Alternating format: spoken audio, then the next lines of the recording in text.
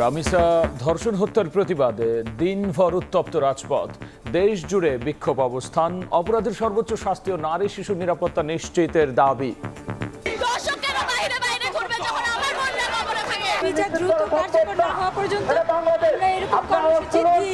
প্রত্যেকটা দর্শককে শাস্তি প্রদান করা হয়, সে কার্যকর ব্যবস্থা আমরা চাই।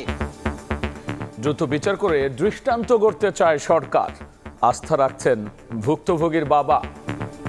খুব দ্রুত এর বিচার করবেন যাতে করে জনগণের আস্থা ফিরে আসে। আমার প্রধানমন্ত্রী আমাকে কথা দিয়েছেন, আমি 100% বিশ্বাস করি এবং আমার এই রামিসার পাশাপাশি দেশে যত যা কিছু আছে উনি দেখছেন এবং দেখবেন।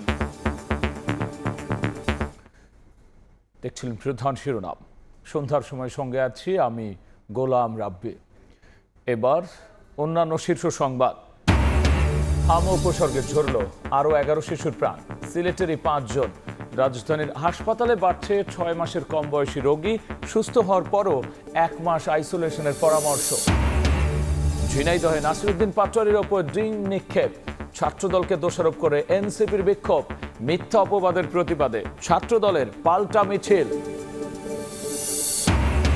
উত্তরে ঈদযাত্রা নির্বিঘ্ন করতে খুলে দেয়া হলো হাটিকুমরুল ইন্টারচেঞ্জের লেন, ভোগান্তি কমবে রংপুরগামী যাত্রীদের, স্বস্তির ভ্রমণ নিশ্চিতের আশ্বাস মন্ত্রীর।